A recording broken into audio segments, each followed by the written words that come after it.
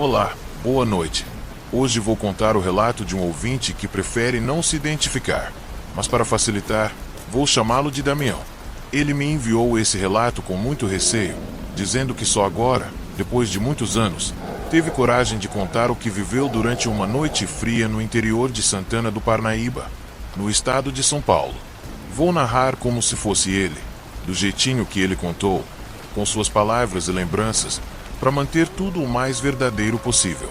Eu sou o Damião, nascido e criado numa região de mata fechada ali perto do bairro da Fazendinha, em Santana do Parnaíba. Isso foi lá pro começo do ano de 2002, mês de junho, quando o frio por aqui costuma ser de rachar. Na época, eu morava com meus pais, meu irmão mais velho e minha avó materna, Dona Jacira, uma senhora já bem debilitada, mas ainda muito lúcida e cheia de histórias antigas. A gente vivia num sítio pequeno, daqueles que nem aparecem direito no mapa, com estrada de terra esburacada e cercado de mata por todos os lados. Era um lugar simples, mas era nossa casa. Meu pai criava galinhas, vendia ovos e às vezes fazia uns bicos na cidade, enquanto minha mãe cuidava da horta e da vovó, que já não andava mais direito. Eu estudava à tarde e ajudava em tudo que podia. Meu irmão, o Júlio, já tinha uns 20 e poucos anos e passava a semana toda em São Paulo, onde trabalhava de ajudante de pedreiro. Só voltava nos fins de semana. Naquela semana, minha mãe tinha ido visitar a irmã dela em Jundiaí, e só voltaria depois de 3 dias. Ficamos só eu, meu pai e a vovó no sítio. Lembro que naquela noite específica, uma sexta-feira, o tempo virou de repente. A neblina tomou conta da estrada e o frio apertou de um jeito que até as galinhas ficaram recolhidas. Era por volta de 7 da noite quando meu pai saiu para verificar um barulho estranho no galinheiro. Ele disse que parecia ter ouvido alguma coisa derrubar as tábuas do cercado. Fiquei dentro de casa com a vovó, tentando esquentar as mãos numa caneca de café preto. Poucos minutos depois, meu pai voltou, pálido e com o chapéu na mão. Disse que tinha visto pegadas enormes no barro do galinheiro. Pegadas que não pareciam de cachorro, nem de nenhum bicho que ele conhecesse. Eram largas, fundas, com marcas de garras bem definidas. E o pior, elas iam em direção à mata, mas também vinham da estrada, como se o bicho tivesse vindo direto da entrada do sítio. Meu pai trancou tudo. Colocou um pedaço de madeira atrás da porta, apagou a lamparina e disse pra gente falar baixo. Eu já estava assustado, mas quando vi que até ele estava com medo, meu sangue gelou. Vovó, que estava sentada perto do fogão a lenha, começou a rezar baixinho. Falava que aquilo podia ser coisa ruim, coisa de gente que faz trato ou coisa de alma penada. A primeira hora passou num silêncio pesado, só o som da lenha estalando e o vento batendo na janela. Aí veio o primeiro uivo. Não era som de cachorro, não era som de lobo. Era um uivo longo, grave, que parecia vir de dentro da terra. Parecia humano e animal ao mesmo tempo. Eu congelei na cadeira. Meu pai se levantou devagar e pegou a espingarda, aquela antiga que ele usava só para espantar gambá. Outro uivo, mais perto dessa vez. A vovó começou a chorar. Disse que aquilo não era bicho da terra, que era coisa do cão. Meu pai mandou a gente se esconder no quarto, mas a vovó não quis sair dali. Ficou rezando em voz alta, com os olhos fechados. Eu fui pro quarto e me escondi debaixo da cama, tremendo, segurando o terço da minha mãe. Foi aí que a coisa começou de verdade. Meu pai ficou parado perto da porta da cozinha, com a espingarda engatilhada. A casa toda parecia prender o fôlego junto com a gente. Eu, debaixo da cama, só conseguia ouvir meu coração batendo nos ouvidos e os sussurros das orações da vovó lá na sala. A janela do quarto onde eu estava dava pro terreiro dos fundos, de onde se via uma parte da mata. De vez em quando, uma fresta da cortina deixava entrar a luz fraca da lua e a névoa que parecia dançar do lado de fora. Passou um tempo que eu não sei dizer quanto foi, até que ouvi um barulho estranho, como de madeira sendo arranhada. Primeiro devagar, depois com mais força. Era a porta dos fundos. Alguém, ou alguma coisa, estava tentando entrar. Meu pai gritou: "Quem tá aí?" Mas não teve resposta. Só o som do arranhar, mais forte, mais desesperado. como se garras estivessem tentando abrir a madeira. Vovó gritou da sala: "É ele! É o amaldiçoado! Fecha as janelas, Damião! Fecha as janelas, meu filho!" Mas eu não consegui me mexer. As pernas não obedeciam. Fiquei ali, imóvel, até que o barulho cessou de repente. Silêncio absoluto. Só o som do vento de novo e um latido ao longe. Foi aí que a coisa apareceu pela janela do quarto. Não me olhou direto, mas eu vi.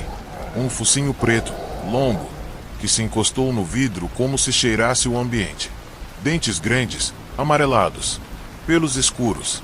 E os olhos brilhavam num tom dourado doentio, como se carregassem ódio ou fome.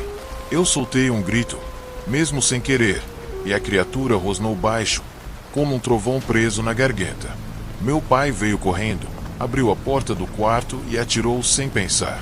A janela quebrou, e o bicho fugiu pro mato, mas não sem antes soltar um uivo de arrepiar a espinha. Foi como se a dor dele invadisse todos os cantos da casa. A partir dali, não pregamos o olho. Meu pai ficou na sala com a espingarda no colo, a vovó ajoelhada rezando, e eu no canto, sem conseguir parar de tremer. De madrugada, ouvimos passos no telhado, pesados, arrastados, como se a criatura tivesse voltado, mas não tentou entrar de novo. Só ficou andando por cima da casa, como se soubesse que estávamos apavorados demais para sair. No amanhecer, a neblina continuava. Saímos para fora juntos, com cuidado. No terreiro, as pegadas voltaram a aparecer. Vinham da mata, davam volta pela casa toda, e depois seguiam na direção da estrada. Algumas estavam frescas, outras já meio apagadas pela garoa fina que caiu de madrugada. No galinheiro, encontramos uma galinha morta, mas não comida. Estava só despedaçada, como se tivesse sido mutilada por puro ódio. Naquela manhã, meu pai decidiu que era hora de chamar o compadre Valmir, um vizinho distante, daqueles mais velhos, cheio de histórias e de fé. Valmir chegou no fim da tarde com um terço, um punhado de sal grosso e uma garrafa de cachaça com arruda dentro. Fez umas rezas, andou pelo terreno, deixou o sal nos cantos da casa.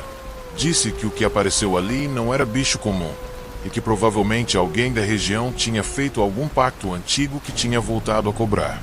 Depois desse dia, a criatura não apareceu mais, pelo menos não na nossa casa. Mas por semanas ouvimos boatos de cachorros desaparecendo, animais mortos, gente ouvindo uivos nas madrugadas. Até que, em setembro daquele ano, um morador de uma vila mais afastada desapareceu. Seu corpo foi encontrado dias depois, despido e com marcas estranhas no pescoço e nas costas. A polícia disse que devia ter sido um ataque de onça, mas todo mundo por ali sabia que não tinha onça naquela região fazia décadas. Minha mãe nunca ficou sabendo dos detalhes.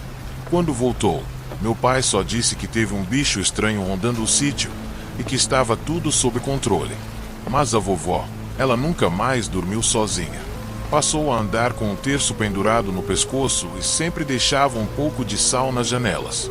Morreu 2 anos depois, já bem debilitada, mas lúcida até o fim.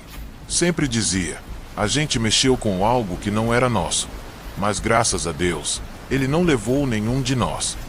Hoje em dia, eu moro na cidade grande. Casei, tenho filhos. Mas às vezes, em noites frias de junho, quando o vento sopra mais forte e eu vejo a neblina encobrir os postes da rua, lembro daquele olhar dourado pela janela. E rezo, porque tem coisa que a gente não consegue esquecer. E tem medo que nunca some. Se você tem um relato como este, compartilhe nos comentários ou envie para o canal. Boa noite, e cuidado ao cruzar estradas desertas à noite. Olá, boa noite. Hoje vou contar o relato de um ouvinte que prefere não se identificar. Mas, para facilitar o entendimento da história, vou chamá-lo de Walter. Ele contou que o ocorrido foi com ele mesmo, quando era mais novo, e aconteceu no interior de Santa Catarina, numa estrada de terra isolada, perto da cidade de Itapiranga. Vou narrar o relato como se ele mesmo estivesse contando para vocês. Meu nome é Walter. Tenho 62 anos hoje. Nasci e vivi boa parte da minha vida no interior de Santa Catarina, numa comunidade rural onde quase todo mundo se conhece pelo nome. Meu pai era caminhoneiro e eu comecei a acompanhá-lo nas entregas desde muito novo. Ajudava com as cargas de milho, ração, adubo, o que fosse. A gente fazia o trecho entre as fazendas e pequenos mercados da região. Essa história que vou contar aconteceu em 1981, numa noite que eu nunca mais esqueci. Naquele dia, meu pai tinha pegado um frete para uma propriedade bem afastada, lá para os lados de linha Presidente Becker. Era uma região de mata fechada, com poucas casas e muitas estradas de terra batida. O combinado era descarregar os sacos de ração por volta das 5 da tarde, mas como choveu bastante na noite anterior, o caminhão atolou num trecho e acabamos atrasando. A gente só terminou de descarregar lá pelas 7 da noite, quando o sol já tinha ido embora e a cerração começava a subir dos campos. A neblina descia rápido, cobrindo tudo como um lençol branco, e meu pai, que era bem tranquilo, começou a demonstrar um pouco de pressa, o que era raro nele. Vamos voltar logo. Não gosto de ficar por aqui depois que escurece, ele disse, acendendo um cigarro e ajeitando o retrovisor. Eu não entendi, mas não questionei. Entrei no caminhão e seguimos pela estrada de terra, que era estreita e cercada por mato dos dois lados. A luz dos faróis mal cortava a neblina. O silêncio ali era pesado. Nenhum grilo, nenhum sapo. Só o som do motor e da brita estalando debaixo dos pneus. Foi então que o caminhão deu uma leve sacolejada, como se tivesse passado por cima de algo. Meu pai parou o veículo, preocupado em ter atropelado algum animal. Descemos com a lanterna, mas não vimos nada.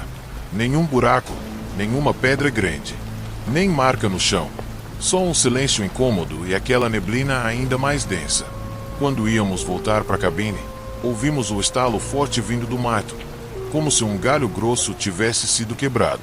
Meu pai apontou a lanterna na direção do barulho, mas a luz mal avançava entre as folhas. Demos uns passos para frente e foi aí que vimos. Entre os troncos, bem ali no escuro, havia um par de olhos brilhando. Não era reflexo comum. Aqueles olhos tinham um brilho amarelado, fixo, intenso, como se alguém, ou algo, estivesse nos observando sem piscar. A lanterna tremia na mão do meu pai, e de repente, o que quer que fosse ali começou a se mover. Primeiro, um passo, depois outro, e mais outro. Um vulto foi se formando, alto, muito mais alto que um homem comum. O peito era largo, o corpo coberto de pelos escuros.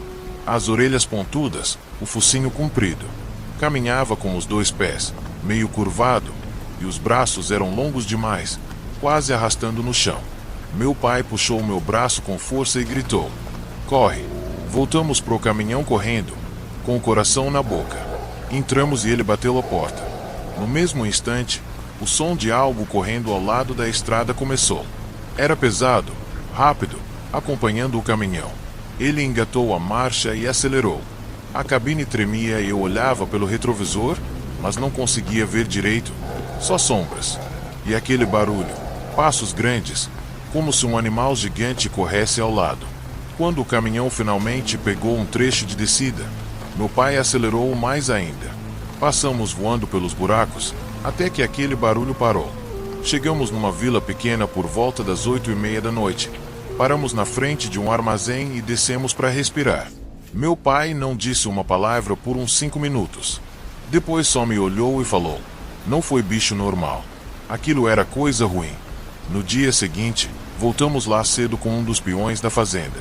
No lugar onde ouvimos o barulho, havia pegadas fundas na terra, com 4 dedos grandes e marcas de garras arrastadas. Nenhum dos homens quis comentar muito. Apenas disseram que há anos corriam histórias de uma criatura que aparecia na neblina, sempre em noites de lua quase cheia. Naquela noite, eu passei a acreditar no que antes achava que era apenas superstição de gente antiga. Nunca mais voltei por aquela estrada depois do pôr do sol. E toda vez que ouço a palavra lobisomem, não penso em filme ou em lenda. Penso naqueles olhos brilhando na mata, no silêncio do mato e no som daqueles passos pesados correndo ao nosso lado, acompanhando o caminhão. Se aquilo era um homem amaldiçoado, uma criatura de outro mundo ou um espírito antigo, não sei. Só sei que nunca mais fui o mesmo depois daquilo. Se você também tem um relato misterioso, envie para o canal ou conte nos comentários. Boa noite e lembre-se, na estrada, o silêncio nem sempre é seu amigo.